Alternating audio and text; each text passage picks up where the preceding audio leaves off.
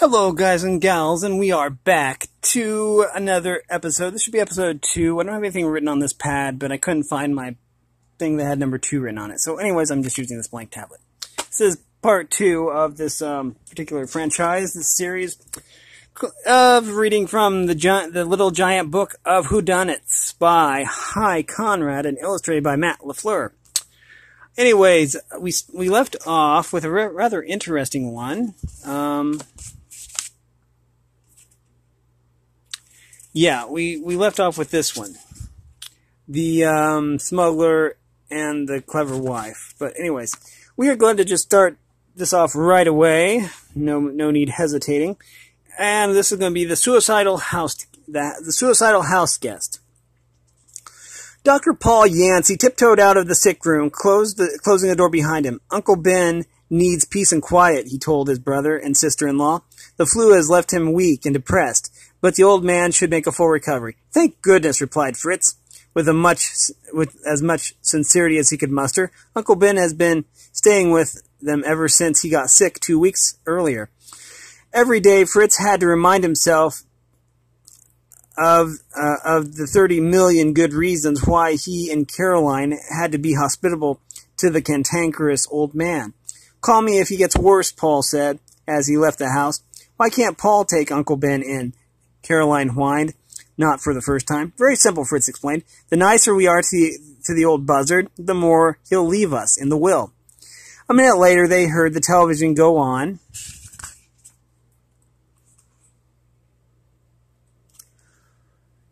In their uncle's ground floor room. At least when he's watching TV, he's not making demands, Caroline sighed. They listened as Uncle Ben channel surfed for a few minutes, then switched off the set. An hour later, Caroline brought in his lunch on a tray. That's when they found Uncle Ben dead. A half-empty glass of water on his nightstand, along with a completely empty bottle of liquid sleeping drops. As the body was removed, Officer Warren inspected the room. It seemed to have every convenience for a bedridden man. He counted all the electronic and battery-operated devices, the TV set mounted on the ceiling corner, and radio CD player within easy reach and portable phone. The remote control for the blinds and intercom, and last but not least, the remote control to adjust the adjustable bed. According to the medical examiner, the overdose killed him in just a few minutes. A rookie officer informed his superior. Since the bedroom window was locked from the inside and no one was seen entering the room, I think we can...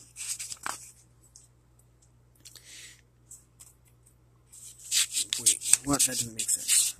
I think we can call this definite suicide. Definite murder, Officer Warren countered. What was it about the room that made Warren suspect murder, and whom did he suspect? Well, let's see. It says on page 339 we'll find our answer. So let's do that. Page 339. On page 339 we have the suicidal house guest. When Officer Warren counted off all the electronic or battery-powered devices, the one that he did not find was a TV remote control. It would have been impossible for a bedridden man to operate a ceiling-mounted TV without a remote control. The last person claiming to see the victim alive was Dr. Yancey. Officer Warren theorized that the doctor killed the uncle before exiting the bedroom. He then took the remote control, left the house, and sneaked around to Uncle Ben's window. By using the remote from the outside, from outside the locked window, Dr. Yancey was able to give the impression that Uncle Ben was still alive. That's kind of tragic. A lot of these are tragic. Even though they're fictional characters dying, it's still kind of sad. Okay, and that was the suicidal house guest. Looking for a lookout. I like this one. I think I remember this one. This one was brilliant. On a January night, one of the coldest of the new year, a foot patrolman was making his rounds of the downtown storefronts when a hissing cat ran past him into a nearby alley.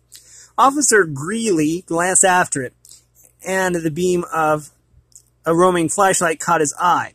It was coming from inside the alley window of Collins Jewelry. Greeley called for backup, and a patrol car quickly arrived. With their guns drawn, the three officers covered the front and back exits, but it was already too late. The burglars were gone. A half-full display case made it obvious that the thieves had been alerted to the police presence. There must have been a lookout, Greeley said seconds later. His deduction was confirmed. A walkie-talkie lay on the jewelry store floor, right where the burglars had dropped it. Quick, Greeley said. I saw 3 guys loitering around. One of them had to be the lookout. If we hurry...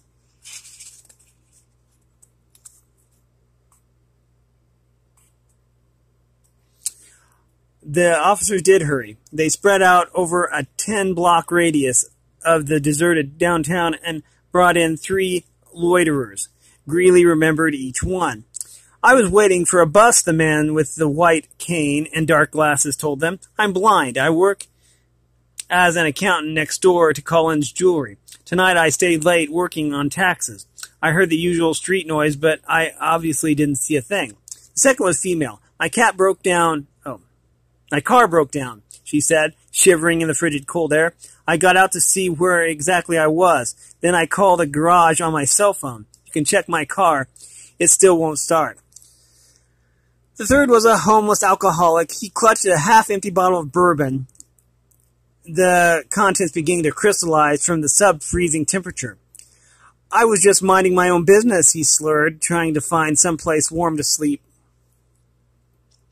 A drunk, a blind man, and a stranded motorist, Greeley whispered it to his colleagues. It's pretty clear who played the lookout for the burglars. Who done it? Now, I know this one. I didn't at the time, but, oh wait, let's see where this one is. Where are the answers? 325. Okay, we are going to page 325. Now, I know this one. I didn't realize this until I'd read this, honestly. And I thought this one was ingenious. Okay. It says here, the homeless alcoholic was obviously faking his drunken state since alcohol doesn't freeze. His bourbon bottle must have been filled with colored water. So why would a sober person be out on such a cold night pretending to be drunk? He had to be the lookout. Yeah, I didn't realize that alcohol never froze because I don't touch the stuff, so I didn't know that. But okay, we're ready for the next one. High-rise homicide. We were on page 44, so we were really getting these down. Helen Blaine said good afternoon to Morty, the doorman, as she walked into the lobby and took the elevator to her 5th-floor apartment. The time was 3:55. At 4 p.m. sharp, Morty's phone rang. Help! A man's voice gurgled. Stabbed. 503. Then the weak voice fell silent. Apartment 503. That was Xavier Kuralt, the Lithuanian businessman. Morty dialed 911 and then hung up and waited. Seconds later, the tenant from 505 entered the building. What's the matter? Alex Torfel asked the visibly shaken doorman. Before Morty could answer, a siren's wail announced the approach of a squad car. Police found the body of Xavier Kuralt on his white living room rug, the handle of a knife protruding from his chest. A stab wound, the senior officer said, as he stepped around the single isolated pool of blood, the only stain to mar the pristine carpet. It must have cut an artery. I bet some blood got on the killer too. The junior officer moved in for a closer look and nearly tripped over a long telephone cord. The receiver was still in the dead man's hand, while the phone itself sat on the desk 15 feet away. The doorman was the first name listed on the telephone's speed dial. After the assailant left, the dying man must have staggered to the phone and pressed number 1, the junior officer said. The building has a fire exit, Morty volunteered. The killer could have left that way, without me seeing him. But the police didn't have to look outside the building to find suspects. Helen Blaine was Xavier's next-door neighbor and his girlfriend.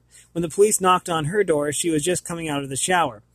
I got home a few minutes before 4, she testified. I knocked on Xavier's door just for a chat. He didn't seem to be in. Axel Torfel was the victim's other neighbor and his business partner. As far as the police could determine, these were the foreigners' only friends and the only two with possible motives.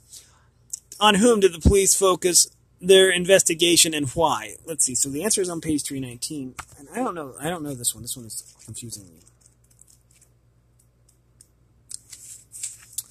Okay, it says here, even though the knife had severed an artery, there was only one isolated pool of blood. So how did the victim get 15 feet away from the telephone base without leaving a blood trail? He didn't. Someone placed the receiver in the dead man's hand. Someone who needed an alibi. The police concentrated on the suspect with the alibi. Alex Torfel eventually confessed he had killed Xavier in a fight over business. Alex put the phone receiver in Xavier's hand, then went on to his apartment to change his bloody clothes. After leaving the building via the fire exit, Alex called the doorman from a payphone pretending to be the victim. When he walked into the building seconds later, he assumed he had the perfect alibi. Okay, I didn't exactly figure that one out, but that was cool. Okay, here we are. The coach's last play. Juliet Bricker watched as her husband dawdled over his Saturday morning breakfast. "What's wrong, dear?" Coach Bricker could never hide anything from Juliet. "It's one of my star players. I found out the boy's involved with gamblers. Maybe he's not trying to throw games, but it's still enough to get him suspended and ruin his chances with the pros." Juliet was sympathetic. College football was his whole life, and for the first time in years, Halberton State had a great team. "What are you going to do?" "We're meeting at the field before practice. I have to hear his side of it." Bricker kissed his wife goodbye, picked up his latest paperback novel, and headed for the door. Bricker was always reading, a holdover from his days as an English professor. Okay, so he's always reading a book. Okay. The team coordinator showed up half an hour before practice and found the coach lying in the middle of the field, his head bashed in. "He didn't die instantly," the police chief said as he examined the scene. A 10-foot-long blood trail showed that Bricker had been crawling towards the field house. "What's that in his hand?" The chief peered into the clenched fist and saw the last page of Coach Bricker's paperback. The rest of the book lay back at the scene of the attack. The Halberton team had 3-star players, and these 3 became immediate suspects. "I was in my dorm room all morning," said quarterback Matt McGuffin. "Coach said I had to spend some time reviewing my playbook." On hearing the news, Alfie Goodall, defensive lineman, broke down and could barely blubber out his alibi. "Coach told me I had to lose some weight. I was out on the road this morning running." Donnie Emery, tight end, claimed to be sleeping in. "Me and my roommate had a late night. He's still fast asleep. I barely got here in time for practice." The chief thought over the case until it dawned on him. Holy cow, before he died, Coach Bricker identified his killer. Very clever. Whom did the chief suspect? Let's see. Page 308. Let's see. Page 308.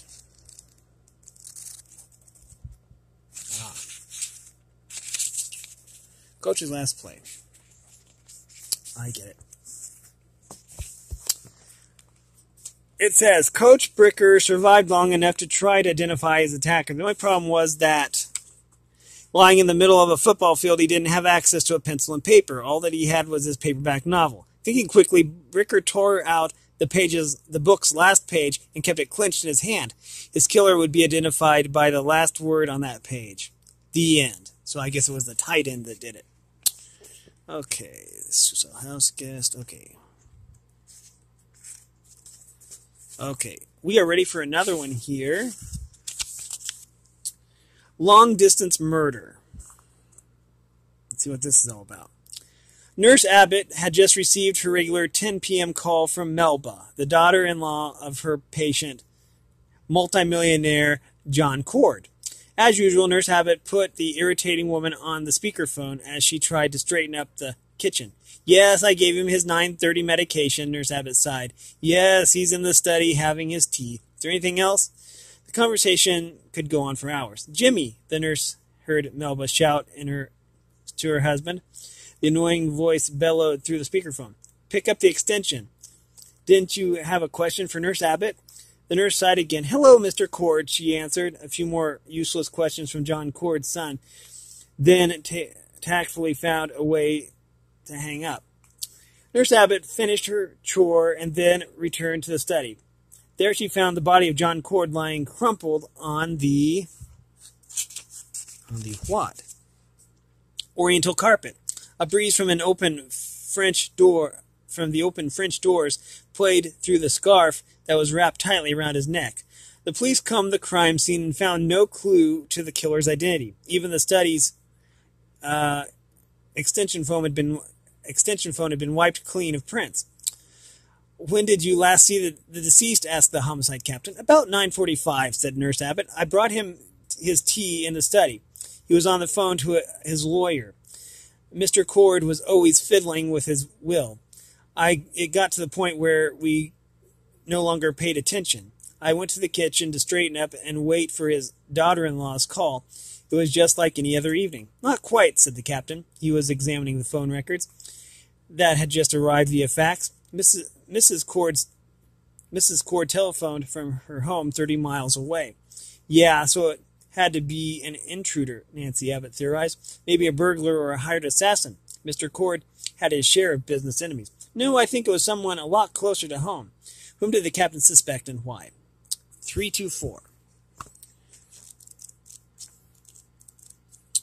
324. Here we are. Long-distance murder. Here we go. The homicide captain was struck by the fact that the study extension phone had no fingerprints, even though the victim had used the instrument just minutes before. The only reason the killer would wipe off the telephone was if he or she had used it. This led to the arrest of Jim and Melba Cord. Jim Cord wasn't at home 30 miles away. He was right inside the family mansion, strangling his father, when his wife shouted for him to pick up the phone. Jim heard her voice over the nurse's speakerphone. He picked up the extension in the mansion study, thereby establishing his alibi. Afterwards, he wiped off the phone and left by the French doors the same way he'd entered. That just makes sense. Okay.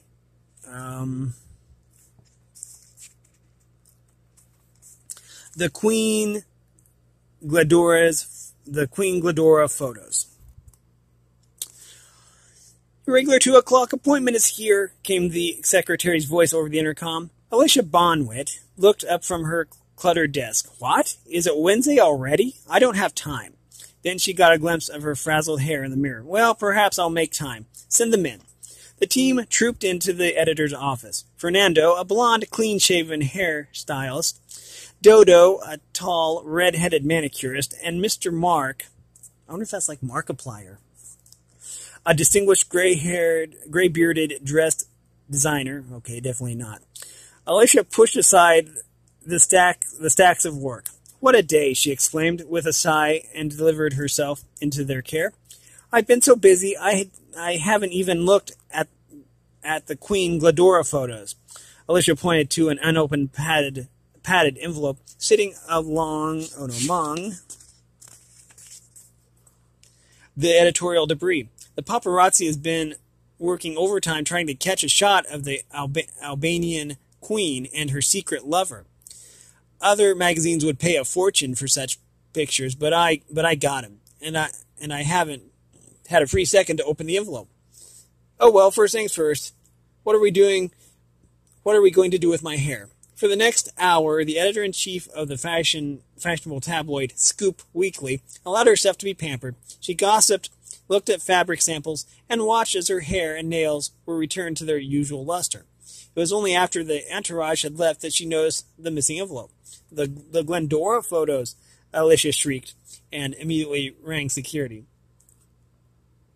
In the main lobby's trash can, right by the men's room door, a guard found an empty envelope. The reinforced paper neatly cut into a short scallop pattern. A week later, the pictures popped up in the True Gossip Monthly. "I had no idea they were stolen," the TGM publisher said with a shrug. "The photos were brought to us by a man wearing dark glasses, a fake beard, and a wig. Not unusual for us. We paid $500,000 in cash." The police followed their one solid lead and quickly captured the thief. What was the lead, and who was the thief? Okay, we need page 335 for this. 335.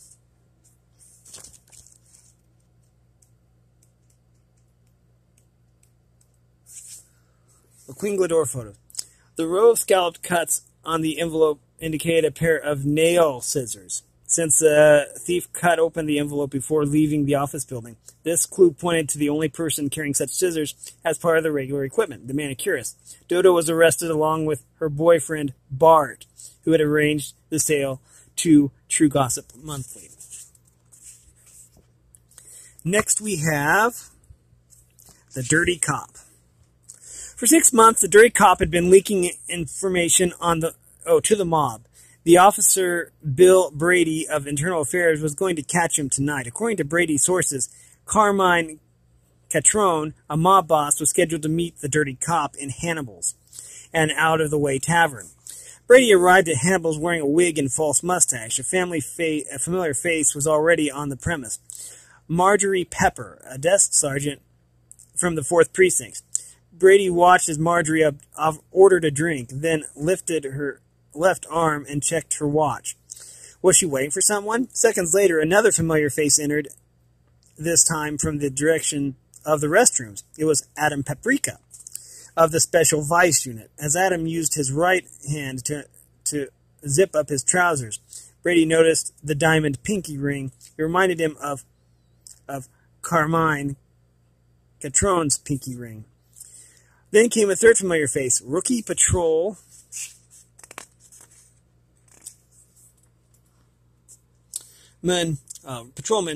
Charlie Saltz walked in and ambled over to an empty table. Charlie opened his briefcase and began writing down notes.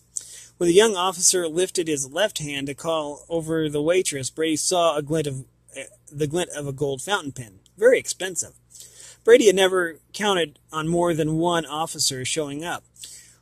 What if they recognized each other? What if they recognized him? As the bar grew crowded, Brady kept an eye on his subjects. All three were smoking. All three occasionally got up to use the phone or buy cigarettes or use the restrooms. At the end of the hour, the suspects had all left, each one alone. Carmine Catrone had never shown up. A frustrated Brady wandered past the paid telephone. That's when he saw the matchbook in the wastebasket. On a hunch, Brady retrieved it, opened the flap. 4 matches had been torn from the left side, and on the top flap was scrolled the phone number, Carmine Catrone's number. Brady reasoned it out. One of the suspects had phoned Catrone, warning him not to come, and Brady knew just who it was. Who was it, and how did Brady know? Well, we need page 312 on this one.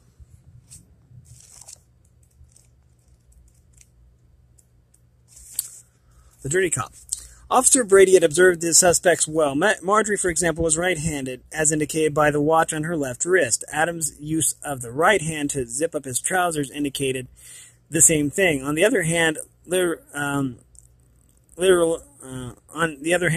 was Charlie Salt, who had been writing with his left. Since a left-handed person naturally tears off matches from the left side of the matchbook, Officer Brady knew that Charlie was his dirty cop.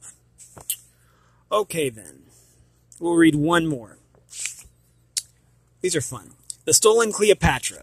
The silent alarm announced the break-in at the home of Jordan Marsh, the famous collector. When a patrolman arrived, he found 2 men waiting for him in the backyard of Marsh's suburban home, standing by a broken window. "My name is Digby Doone," the first man said. "Jordan's next-door neighbor. I caught this man red-handed breaking in and stealing the Cleopatra coin." I caught him red-handed," the other man countered. "I'm Kenny Johnson, Jordan's other neighbor."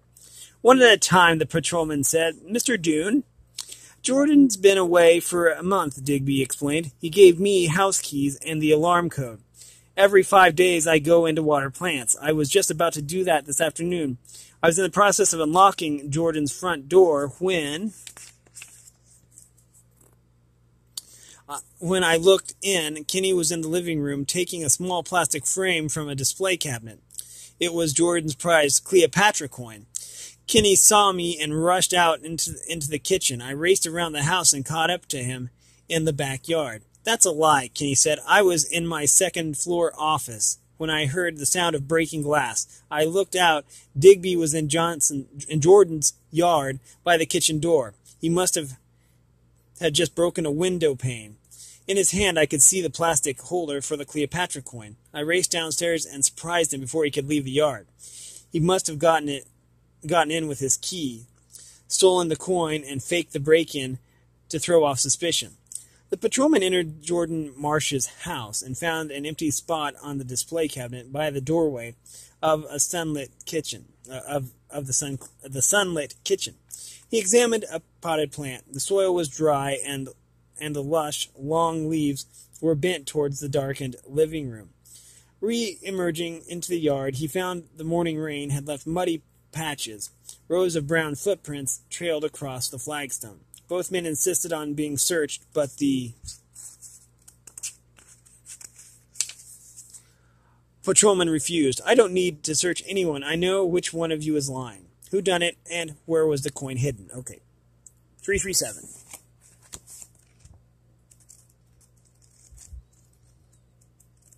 Okay, finding page 337. There it is. Stolen Cleopatra. The fact that both men wanted to be searched meant that the thief no longer had the coin on him. Since either man had left the marsh premises after the theft, the coin must still be there, hidden somewhere. The patrolman noticed that the plants had not been watered. He also noticed that the potted plant was leaning towards the darkened living room instead of the sunny kitchen windows. Since plants naturally lean towards sunlight, the patrolman knew that someone had recently moved it. Sure enough, the ancient coin was hidden under the pot. The patrolman took Kinney Johnson in for questioning.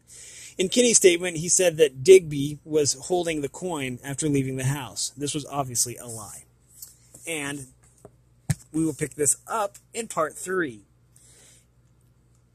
If you like this content, make sure you like and subscribe and ring the bell so you know when I upload. And also, if you want to support me in any way at all that information will be in the description below. And as always, thanks for watching, everyone, and have a great day.